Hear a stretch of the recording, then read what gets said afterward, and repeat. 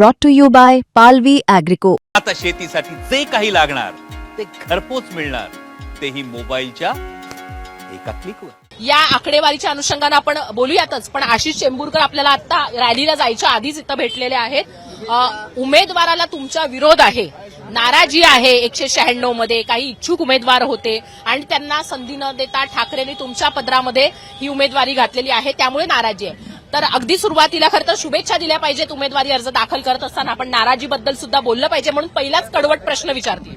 नाही, प्रश्न असा आहे, आज तुम्हाला माहिती असेल मुंबईमध्ये ज्या ज्या ठिकाणी उमेदवारी अर्ज दाखल केले किंवा उमेदवार घोषित झाले त्या ठिकाणी सगळ्यांकडे नाराजीचा भाग आहे। पण सध्या परिस्थितीमध्ये मुंबईची परिस्थिती आणि सगळ्या पक्षाची परिस्थिती बघता की आज कुठला उमेदवार हा कॅपेबल आहे कळलं ना, त्याच्यावर फेस व्हॅल्यू कोणाचा आहे, या सगळ्या गोष्टीवरनं पक्षश्रेष्ठी त्याच्यावर उमेदवारी देतात। मला याची सुद्धा कल्पना आहे, अनेक दोघं तिघं इच्छुक या ठिकाणी उमेदवार या ठिकाणी इच्छुक होते कळलं ना, कुठेतरी एकाला त्या ठिकाणी उमेदवारी मिळते आणि अशा पद्धतीमध्ये जे जे नाराज आहेत कळलं ना, ते सगळे आमचे प्रेमी आहेत, सगळे बांधिलकी आमची त्यांच्याशी त्या ठिकाणी आहे। नाराजीचा सूर आम्ही त्या ठिकाणी समजू शकतो, पण शिवसेनेचं उद्धव बाळासाहेब ठाकरे पक्षाचं काम गेले 30 वर्ष इथे फार प्रचंड प्रमाणामध्ये आहे कळलं, कारण या प्रचंड प्रमाणामध्ये कामाच्या जीवावर नक्कीच आम्ही नाराजीचा सूर जरी असला तरी लोक हे आमचे आहेत, जनता ही सगळी आमची आहे। गोरगरीब जनतेसाठी रात्ररात्री अपरात्री धावणारे आम्ही लोक त्या ठिकाणी आहोत कळलं ना।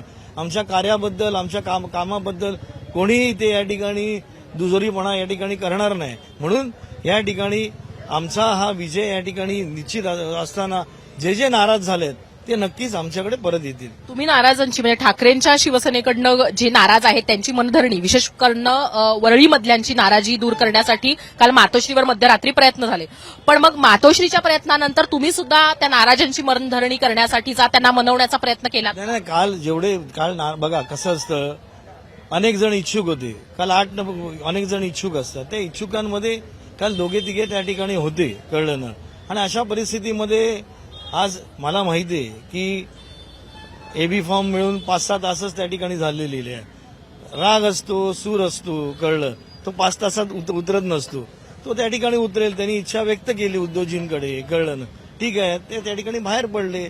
आज माहोल चालू झाला, टेम्पो निवडणुकीचा चालू झाल्यानंतर ते सगळे या ठिकाणी येतील। नाराजांच्या बद्दल तुमच्या मनात काय भावना आहे? जसं तुम्ही म्हणतात की ते आमचेच लोक आहेत आणि नाराज सगळे आमच्या माझ्या भाऊ बहिणी आहेत, गेल्या अनेक वर्ष त्यांच्याच वास्तव्यात मी राहिलो आहे, त्यांच्या खांद्याला खांदा लावून मी काम केलंय।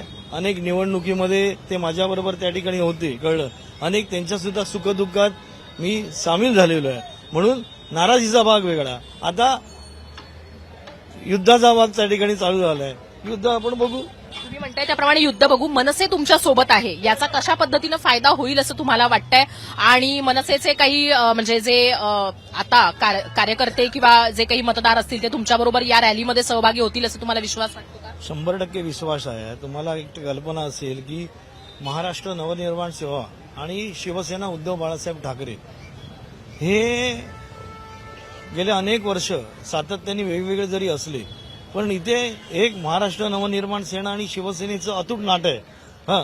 निवडणुकीच्या भागेमध्ये ते आणि आम्ही वेगवेगळे लढत जरी असलो, पण प्रेमाचा पडद्या आडून सोबत निवडणुका लढलेल्या आहेत का? पडद्या आडूचा भाग नाही, एकदा निवडणूक आली की प्रेमाने आणि समाजाने त्या ठिकाणी जिंकायची असते।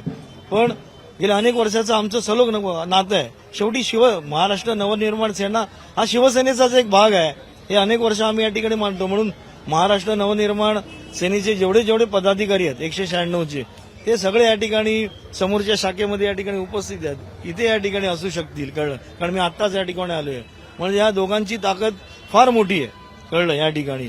मग नक्कीच आम्ही तशा पद्धतीचं यश संपादन करू। आता कशी असणार आहे रॅली? सगळे उमेदवार मिळून एकत्र अर्ज भरायला जाणार आहात की काय? नाही, त्या ठिकाणी सर्व उमेदवार अर्ज आम्ही एकत्र या ठिकाणी जाणार आहोत अर्ज भरायला, कारण ही गेल्या अनेक वर्षाची शिवसेनेची परंपरा। शक्ती प्रदर्शन ठाकरेंच्या नाही, शक्ती प्रदर्शन आम्ही हम जिधर खडा रहे थे उधर से लाईन चालू होती, हा कोणाचा तरी एका पिक्चरचा डायलॉग होता कळलं ना। पण शक्ती प्रदर्शनाची गरज आम्हाला त्या ठिकाणी नसते, आम्ही 24 तास शक्ती प्रदर्शन आमचं मतदारांसाठी चालू असते, म्हणून त्या जोरावर आम्ही आहोत। उलटा प्रवास केला आपण खरं तर आशिष चेंबूरकरांशी बोललो, पण आता उमेदवारांशी आपल्याला बोललं पाहिजे. राजकारण त्यांच्या माध्यमातून होत असलं तरी आता निवडणुकीला सामोऱ्या जाणार आहेत पद्मजा चेंबूरकर. तुमचा अर्ज दाखल करण्यासाठी जात आहे, काय आहे मनात भावना? तुम्हाला उमेदवारी मिळाल्यानंतरची ही पहिली मुलाखत आहे तुमची. हो, पहिली मुलाखत आहे आणि मला वाटतं लोकांचं खूप प्रेम आहे. लोकांच्यामुळे मी उभी राहिलेली आहे, कारण लोकांनी मला खूप सांगितलं की वहिनी तुम्ही उभे राहा, आशिष चेंबूरकरांचं नाव आहे, तर त्यामुळे तुम्ही त्यांच्या ह्याच्यामुळे मी उभी राहिलेली आहे. म्हणजे आशिष चेंबूरकरांचं पण प्रेम आहे की तुमच्यासाठी त्यांनी तिकीट खेचून आणलं? हो हो नक्कीच. बरं, जेव्हा पहिल्यांदा आपण निवडणुकीच्या रिंगणात असतो तेव्हा आपल्याला असं असतं ते म्हणजे की थोडीशी भीती असते, आणि जिथं नाराजी आहे, तुम्हाला विरोध होतोय, तर त्याच्याबद्दलची ही माणसं आमचीच आहेत आणि ते आमच्याकडे परत येतात. भीती आहे तुम्हाला निवडणुकीच्या रिंगणात? भीती अशी नाहीये, जर सगळे आहेत बरोबर तर भीती बिलकुल नाहीये. कशा पद्धतीने तुमची रणनीती असणार आहे या निवडणुकीसाठी? आतापर्यंत जी कामं केलेली आहेत आशिष चेंबूरकर, त्याच्या जीवावर नक्कीच आम्ही अजून जे काही विकास वगैरे आहे ते नक्कीच आम्ही करू, जे काही राहिलेलं आहे. कारण एवढे मला वाटतं 30 वर्ष ते काम करतायत, त्यांना माहिती आहे की काय खाचखळगे आहेत या ह्याच्यात, सो ते माझ्यासोबत आहेत, तर काही प्रॉब्लेम नाही आहे. पक्षातले तुमचे युवराजच तुमच्या या विभागाचे आमदार आहेत, तर त्या दृष्टीनं किती जबाबदारी वाटते ही उमेदवारी मिळणं? खूप मोठी जबाबदारी आहे, त्यांनी खूप मोठी जबाबदारी दिलेली आहे आणि मला असं वाटतं लोकांच्या प्रेमामुळे हे सगळं सोपं होऊन जाईल. तुम्ही म्हणताय त्याप्रमाणे लोकांच्या प्रेमामुळे सोपं होऊन जाईल, पण निवडणुकांच्या अनुषंगानं कुठला भाग म्हणजे महिला पुरुष कोण तुम्हाला अधिक वाटतंय की पसंती देऊ शकतं या निवडणुकीमध्ये? दोघंही. का, कोणत्या बेसिसवर? कारण मला अक्षरशः म्हणजे मी आधी उतरायच्या आधी मला खूप लोकांनी प्रेम केलं, खूप लोकांनी फोन केला आणि सांगितलं की तुम्ही वहिनी उतरा, आम्ही तुमच्या बरोबर आहोत, आणि त्या ह्याच्यामुळेच मी ह्या ह्याच्यात उतरलेली आहे. तर त्यांना अजिबात कुठल्याही पद्धतीची भीती नाही असं त्यांचं म्हणणं आहे. उलट त्यांचं असं म्हणणं आहे की कामाच्या जोरावर या निवडणुकीमध्ये त्या उतरत आहेत, त्याचा फायदा होताना त्यांना पाहायला मिळेल असं म्हणतात. अर्थात त्या उमेदवारी अर्ज दाखल करण्याच्या आधी वरळीमध्ये असलेल्या नाराजी नाट्याच्या अनुषंगानं सुद्धा त्यांना भीती नाहीये. आशिष चेंबूरकर म्हणतात त्याप्रमाणे जे नाराज आहेत ते सुद्धा आता उमेदवारी अर्ज मिळाल्यानंतर 5-6 तास झालेले आहेत, हळूहळू ते सुद्धा या सगळ्या माहोलमध्ये सहभागी होतील, हळूहळू ते सुद्धा प्रचाराला उतरतील, ते सुद्धा या उमेदवारांबरोबर फिरताना आपल्याला पाहायला मिळतील. आणि जे आपले लोक आहेत, आज तागायत आपण एकत्र राहिलेलो आहोत, अनेक सुखदुःखांमध्ये एकत्र राहिलेलो आहेत एकमेकांच्या, आणि त्या दृष्टीनं ही जी नाराजी आहे ती दूर होईल असा विश्वास आशिष चेंबूरकरांना वाटतोय. आणि कामाच्या जोरावर निवडणुकीच्यासाठी आपण उतरलेलो तसं पद्मजा चेंबूरकरांना वाटतंय. या नाराजी नाट्याचं पुढे काय होतं हे बघणं महत्वाचं आहे. तर आपण चर्चा करत होतो ते म्हणजे वरळीमध्ये झालेल्या मतदानाच्या अनुषंगानं किशोरी पेडणेकर यांच्या 199 क्रमांकाच्या वॉर्डमध्ये विधानसभा निवडणुकीमध्ये आदित्य ठाकरेंना कमी मतदान झालं होतं आणि त्याच्याबद्दलची खंत व्यक्त करण्यात येत होती, त्याच्याबद्दल चिंता व्यक्त करण्यात येत होती, आणि म्हणून 199 वॉर्ड क्रमांकामधलं किशोरी पेडणेकर यांचं तिकीट जे आहे त्याच्याबद्दलची साशंकता व्यक्त करण्यात येत होती. पण त्याचबरोबर आपण आशिष चेंबूरकरांचा जर वॉर्ड पाहिला तर आशिष चेंबूरकरांच्या या 196 वॉर्डमध्ये 12,097 मतं ही ठाकरेंच्या शिवसेनेला मिळाली होती, एकनाथ शिंदेच्या शिवसेनेला 8,511 मतं मिळाली होती आणि 3,076 मतं मिळाली होती मनसेला.